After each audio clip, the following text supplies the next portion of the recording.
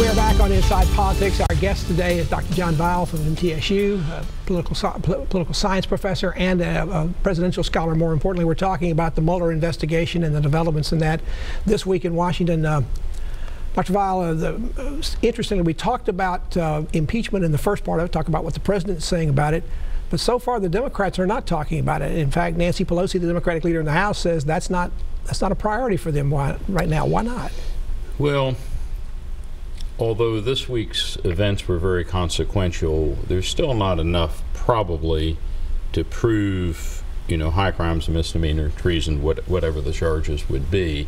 And I think, Trump wants to make it sort of a, well, the people out to impeach me, they're just out to get me. We got to stop that from happening. So they're afraid that it'll move, from their perspective, probably health care, economic issues, things like this are probably more, and maybe even immigration. I mean, that can go both ways. The Republicans have had some other problems in recent weeks. A couple of members of the House, in fact, the first two in the House that endorsed President Trump, are both now facing federal charges, one on insider trading, another one, along with his wife, on misuse of campaign funds.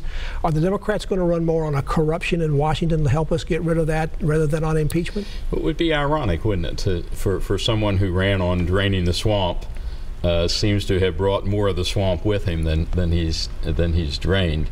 Certainly in those two races they will. Would the Democrats have a different idea about impeachment if we get past the election and they retake the House? Because at that point they can set the agenda in the House. Right now the Republicans do that.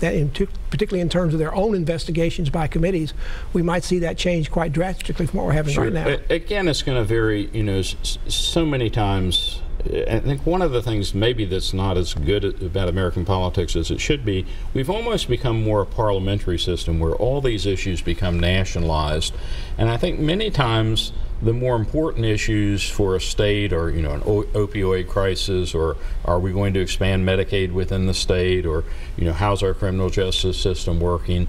And traditionally candidates are often much more flexible in trying to adapt to their native state or region.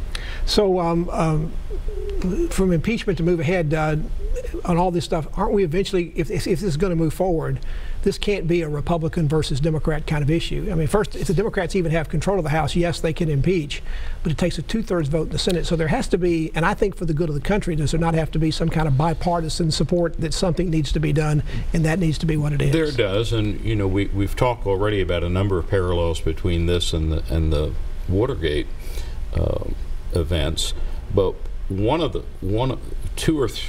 don't know if it was a week or 2 or 3 days, but shortly before Nixon resigned, a number of Republicans came from the Senate, met with him in the White House. The Barry Goldwater moment. Right, and Barry Goldwater, who had been the nominee of the party, looked at the president and said, "I'm not even sure, I don't know if it was, I'm not sure I can vote for you, or I would have to vote against you on this." And Nixon was fairly savvy in terms of knowing, being able to count votes. Right now, the Republicans across the board. Now, a couple of them have said, "Don't give a pardon out to Manafort," but they've been very quiet about the rest of the developments this week in the Cohen trial. Why are they being so quiet? There's been a little bit of development on, also don't fire Jeff Sessions. Yeah, but two of his key supporters in the Senate have now sort of said, well, one of them has, that we'll be happy to start looking after the election, start looking at some nominations. Does that embolden Trump perhaps to make that firing and then go after Mueller from there? Again, if I were on Trump's team, I think I would advise him that the Saturday Night Massacre did not go very well. And of course, if you fire Jeff Sessions right now, I'm assuming Rubenstein, he would take over, but I think the president could also put somebody else in as well, and that person would not have to recuse themselves, and then therefore could in turn fire the second in command and for that matter, maybe in the investigation. Sessions recused him, and I know he's getting a lot of criticism from the president, but if you're Attorney General and you have a conflict of interest, you have no choice legally but to recuse yourself, or you yourself might be the subject of prosecution. We've talked about what the people up there are doing in terms of Congress, in terms of the president. What does Robert Mueller do right now? Is he going to continue with the investigation, or have we reached a pause point because we're getting closer and closer each day to the midterm elections? You know, usually they say, you know, the policies try to call for, you know, not introducing anything major between Labor Day on. I have been wondering if there's something in the back pocket for next week. I don't know that, but you know, one thing to say for Mueller, you know, Mueller has been silent, and you know, the same thing. The only silent person in Washington. And you know, to some degree, this happened during the Clinton administration, where Starr largely, now there were people speaking on his behalf, but there was a lot of, you know, Clinton had many months to criticize Starr before Starr finally got his say.